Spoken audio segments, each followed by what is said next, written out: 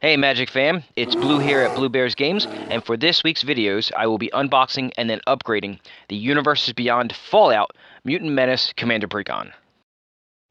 Before we get started, I'd like to take a moment to ask for your help in supporting my channel, which can be done in the following ways. Subscribing to the channel, sharing any of my content on your socials, watching some of my many other videos, purchasing super thanks, purchasing channel memberships, purchasing decks that you may have seen on this channel directly from me on the Blue Bears Games Facebook page, and/or visiting our sponsor at arcane-fortress.com and using discount code BlueBear at checkout if you decide to purchase any of their amazing gaming supplies from them. Anything that you do will help support my channel immensely, and I thank you for it. Now that that is out of the way, let's get to today's video.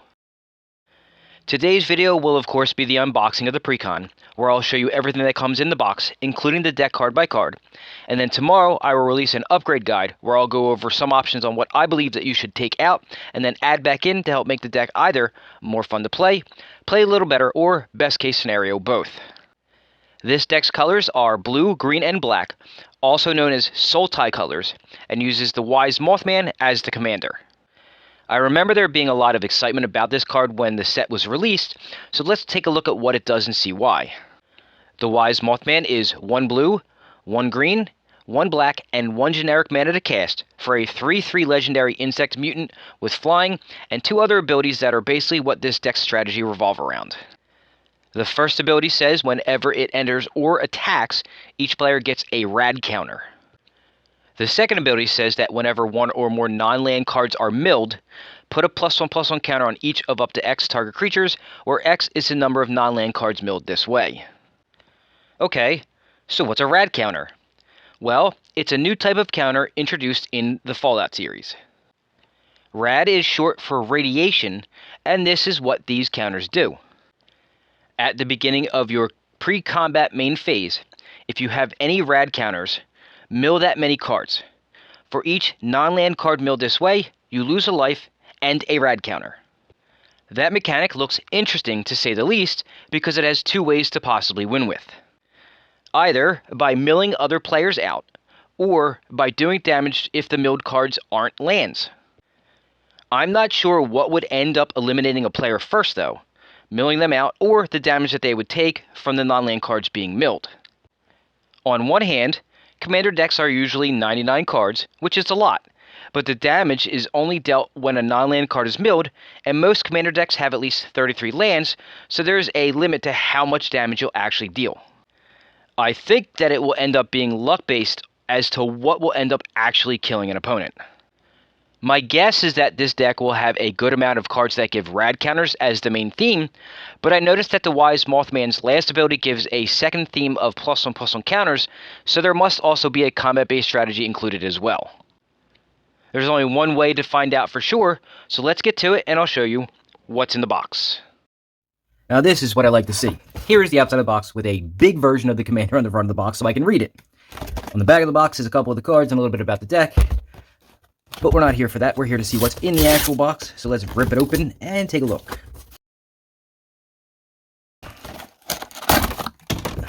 So this is what we've got. Stuff inside that. Alright, so this is the insert that comes with it. We're back to 8 counters and they're a little bit thicker, unlike the previous couple of sets. Unfortunately, we have these again, these little ones, and they're not really that great, and I don't really have a use for them. If you have a use, please let me know. Then we have an insert that shows a little bit about the deck. So the Mutant Menace, about playing the deck, and then some stuff on the back about the Wise Morhman and the Master Transcendent. That'll be a divider for cards later in a box, I'm sure. We've got the deck box here. We're back to vertical facing box, looks like. And this is what it looks like. On the front is a Planeswalker symbol. Then it has the 3 colors on the side, the Wise Morhman on the back, and then again 3 colors on the other side. Here is the life wheel. This one is not generic. This actually does go with the deck because it has the Wise Morhman on there. And then of course the deck and a collector's booster sample pack. So let's open this up first and see if we get anything good. I have not really, I got one good one. One good collector's booster sample pack. And of course I'm going to zoom just a little bit. And let's see. First one is, it's called a Sultron Dominator. And then a Branching Evolution in a extended art. So that's not horrible. It's only a couple bucks now because it's been reprinted a bunch of times, but it's better than nothing. And then the deck. Is there a spot that I can... Yep. All right. I can actually open the deck up nicely. All right. I showed you what the Wise Morhman does. And because of that, I don't think there is... Oh, there it is. Okay. So the thick version of the Wise Morhman is on the bottom. This is the actual card. But we'll move on to the next card because I already showed you the Wise Morhman. So the secondary commander is the Master Transcendent, who is a blue, a green, a black, and one of any for a 2/4 legendary artifact creature mutant. It says when it enters the battlefield, target player gets 2 rad counters. And then you can tap it to put target creature card in a graveyard that was milled this turn onto the battlefield under your control. It's a green mutant with base power and toughness 3/3. So interesting. But let's take a look at the rest of the deck. This is going to have a lot of new cards because this is a Universes Beyond set, so I'm going to be reading a lot of them. Vexing Radgull is a 2-cast 1/2 with flying, and it says whenever it deals combat damage to a player, that player gets 2 rad counters if they don't have any rad counters. Otherwise, proliferate. Bloat Fly Swarm. It's a 4-cast 0/0 insect mutant with flying. It enters the battlefield with 5 +1/+1 counters on it. And then it says if damage would be dealt to it while it has a +1/+1 counter on it, prevent that damage, remove that many +1/+1 counters from it, and then give each player a rad counter for each +1/+1 counter removed this way. A lot of rad counter stuff. Infesting Rad Roach, 3-cast 2/2 with flying. It can't block, and then when it deals combat damage to a player, that player gets that many rad counters. And then whenever an opponent mills a non-land card, if Infesting Rad Roach is in your graveyard, you may return it to your hand. Cathedral Acolyte is a 2-cast 1/2 human cleric. It says each creature you control with a counter on it has ward 1, so a little bit of protection. And then you can tap it to put a +1/+1 counter on target creature that entered the battlefield this turn. Moving on. Up next is Glowing One. It is a 3-cast 2/2 zombie mutant that has Death Touch. Whenever it deals combat damage to a player, they get 4 rad counters. And then whenever a player mills a non-land card, you gain a life. Lumbering Megasloth. It's 12 to cast for an 8/8 Sloth mutant. It says this spell costs 1 less to cast for each counter among players and permanents. It has Trample, and when it enters the battlefield, it enters tapped. Contaminated Drink. So it's 1 blue, 1 black, and X. For an instant that says draw X cards, and then you get half X rad counters rounded up. So it hurts you a little bit too. Okay. Nightkin Ambusher, 4-cast 4/4 mutant warrior that has ward 2. And then when it enters the battlefield, target player gets 4 rad counters. And then it can't be blocked as long as defending player has a rad counter. Raoul Troubleshooter. So this is 3-cast for a 1/4 zombie mutant rogue. It says once during each of your turns, you may cast a spell from among cards in your graveyard that were milled this turn, and then you can tap it to have each player mill a card. Young Deathclaws, a 4-cast 4/2 lizard mutant that has Menace, and then each creature card in your graveyard has Scavenge. The Scavenge cost is equal to its mana cost, and that's an older ability from Return to Ravnica era. I actually make a deck based on that. Bobbleheads. This is actually the reason why I wanted these decks in the first place. This is the Strength Bobblehead. It is a 3-cast artifact Bobblehead that you can tap it to add a mana of any color, or you can pay 3 and tap it to put X +1/+1 counters on target creature, where X is the number of Bobbleheads that you control, and you can only activate it as a sorcery.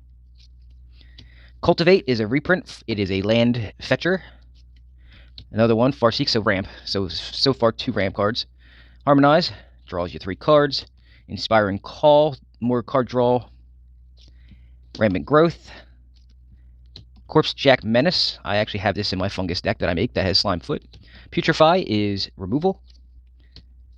Winding Constrictor. This is another reprint. Arcane Signet. Contagion Clasp, which makes the most sense because Proliferate would work great with rad counters. Soul Ring. Talisman of Curiosity. Talisman of Dominance. And then Talisman of Resilience. Ash Barrens. Command Tower. Evolving Wilds. Jason Bright Glowing Prophet. This is a new card, I believe. 3-cast 2/3 Zombie Mutant Advisor. It says whenever a zombie or mutant you control dies, If its power was different from its base power, you draw a card. And it has another ability that says, come fly with me. You can pay 2 and sacrifice a creature to put a +1/+1 counter on target creature that you control, and it gains flying until end of turn. Mirelurk Queen. This is a 5 to cast 4/4 crab mutant that has vigilance. When it enters the battlefield, target player gets 2 rad counters, and then whenever one or more non-land cards are milled, draw a card, then put a +1/+1 counter on it, and this ability triggers only once each turn. Piper Wright. If I'm not mistaken, this was actually in the Doctor Who set. Radstorm. I believe this is the most monetarily expensive card in the deck. I'm not 100% sure, but I think it is. It is a 4 to cast instant that has Storm and Proliferate. For those that don't know, Storm is one of, if not the most powerful ability in the game. Struggle for Project Purity is a 4 to cast enchantment that says as it enters the battlefield, you can choose either Brotherhood or Enclave. If you chose Brotherhood, it says at the beginning of your upkeep, each opponent draws a card, and then you draw a card for each card drawn this way. Or if you chose Enclave, it says whenever a player attacks you with 1 or more creatures, that player gets twice that many rad counters. Okay. Feral Ghoul, a 3 to cast 2/2 zombie mutant with menace. Whenever another creature you control dies, put a +1/+1 counter on it, and then when it dies itself, each opponent gets a number of rad counters equal to its power. Hancock Ghoulish Mare, a 3 to cast 2/1 zombie mutant advisor, says each other creature you control that's a zombie or a mutant gets +X/+X, where X is the number of counters on Hancock Ghoulish Mare, and it has Undying. Nuclear Fallout. This is a 2 black and X sorcery. It says each creature gets -X/-X until end of turn, and then each player gets X rad counters as well. Screeching Scorchbeast is a 6 to cast 5/5 bat mutant with flying and menace, and then whenever it attacks, each player gets 2 rad counters, and then whenever 1 or more non-land cards are milled, you may create that many 2/2 black zombie mutant creature tokens. Do this only once each turn. Next is a saga called Vault 12, The Necropolis. It's a 6 to cast enchantment saga with 3 chapters. The first chapter says each player gets 3 rad counters. Chapter 2 says create X 2/2 black zombie mutant creature tokens, where X is the total number of rad counters among players. That could get pretty interesting pretty quickly. And then Chapter 3 reads to put 2 +1/+1 counters on each creature you control that's a zombie or a mutant. Harold and Bob First. I don't know what that says. Newmans, I guess. A 3 to cast 3/3 Treefolk mutant that has vigilance and reach, and then whenever it dies, if it was a creature, return it to the battlefield. It's now an aura enchantment with Enchant Forest that you control, and the Enchanted Forest has tap to add 3 mana of any 1 color, and you get 2 rad counters. And then Harold and Bob loses all other abilities. Next is Lily Bowen, Raging Grandma. That's a funny name. 4 to cast 0/0 mutant warrior that has vigilance. Then it enters the battlefield with 2 +1/+1 counters, and at the beginning of your upkeep, double the number of +1/+1 counters on it. And then it says at the beginning of your upkeep, double the number of +1/+1 counters on Lily Bowen if its power is 6 or less. Otherwise, remove all but 1 +1/+1 counter from it. Then you gain 1 life for each +1/+1 counter removed this way. Next is Power Fist, a 2 to cast artifact equipment. It says equipped creature has trample, and whenever this creature deals combat damage to a player, put that many +1/+1 counters on it, and it equips for 2. Rampaging Yao Guai, or Yao Gai, I guess that's how it's said. It's 3 green and X for a 2/2 bear mutant with vigilance and trample, and it says that it enters the battlefield with X +1/+1 counters on it. And then when it enters the battlefield, destroy any number of target artifact and or enchantments with a total mana value of X or less. That is a Soul Ring killer. Next is Strong, the Brutish Thespian. 6 to cast 7/7 mutant berserker with ward 2, an ability called Enrage that says whenever it is dealt damage, you get 3 rad counters and put 3 +1/+1 counters on it. And then you gain life rather than lose life from radiation. Next is Tato Farmer. Funny names. 3 to cast 1/4 mutant peasant with a landfall ability that says whenever a land enters the battlefield under your control, you may get 2 rad counters. And then you can tap it to put target land card in a graveyard that was milled this turn onto the battlefield under your control tapped. Watchful Radstag is a 3-cast 2/2 elk mutant with Evolve, and whenever it evolves, you create a token that's a copy of it. That's kind of cool, actually. Agent Frank Horrigan is a 7-cast 8/6 mutant warrior with Trample, and then it has Indestructible as long as it attacks this turn, and then whenever it enters the battlefield or attacks, proliferate twice. Alpha Deathclaw, 6-cast 6/6 lizard mutant with Trample and Menace, and then when it enters the battlefield or becomes monstrous, destroy target permanent. That's pretty good. And then it costs 7 to make it monstrous, and it's got a monstrosity of 4. Atomize is a 4-cast instant that says destroy target non-land permanent and proliferate. Huh, that's actually pretty good removal. At instant speed, mind you. Marcus Mutant Mayor is a 5-cast 4/4 mutant advisor with Vigilance and Trample, and whenever a creature you control deals combat damage to a player, draw a card if that creature has a +1/+1 counter on it. If it doesn't, put a +1/+1 counter on it. Mutational Advantage is a 3-cast instant that says permanents you control with counters on them gain hexproof and indestructible until end of turn.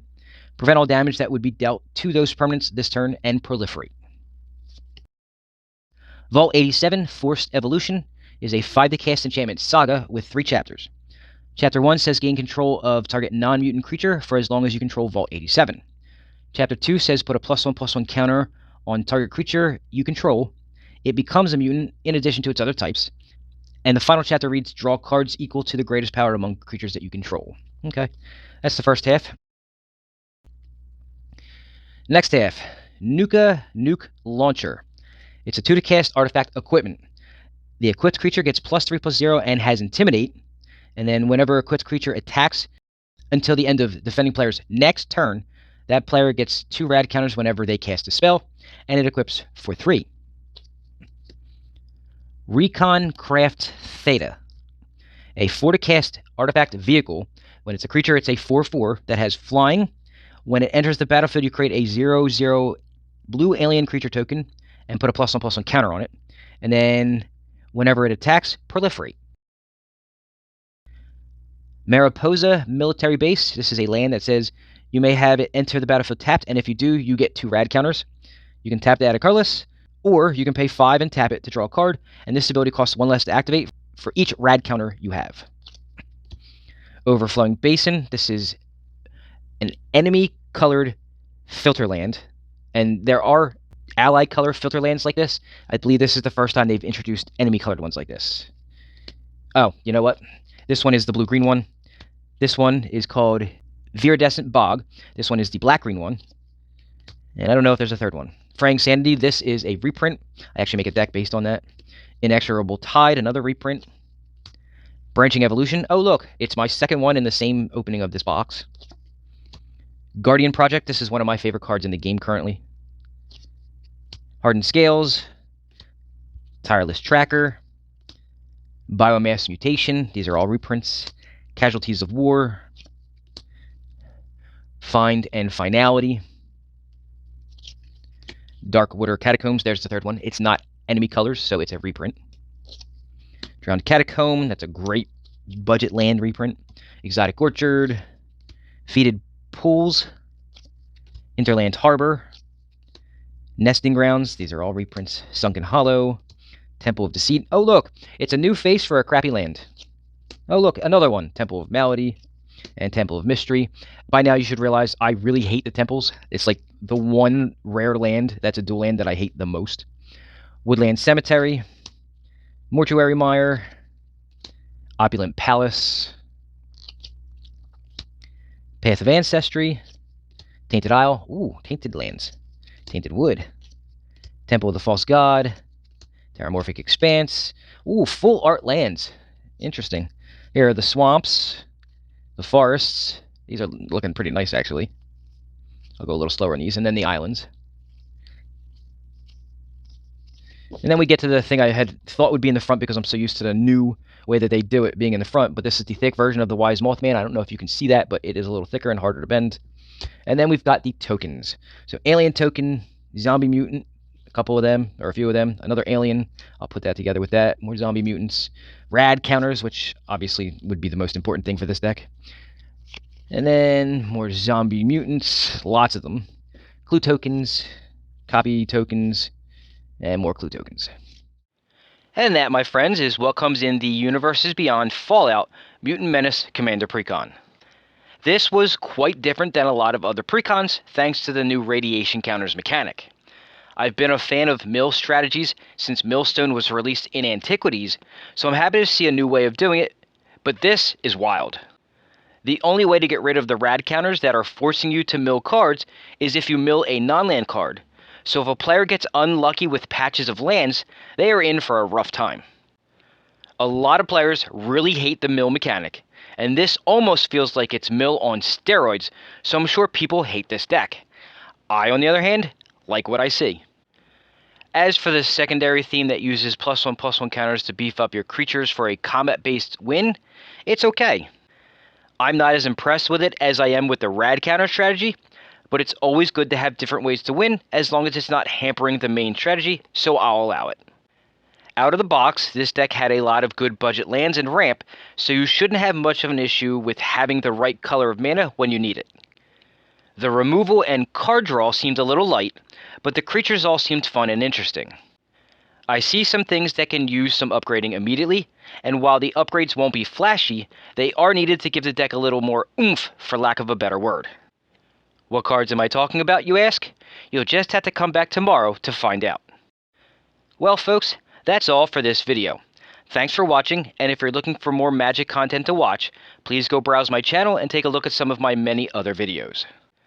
I've made plenty of them that I think you'll enjoy, and then please be sure to check back tomorrow for that upgrade guide. Before you go, please smash that like button and subscribe to the channel if you haven't done so yet, so that you will be notified anytime that I release new content, which is typically every Friday. Have a great day, and I will see you all tomorrow.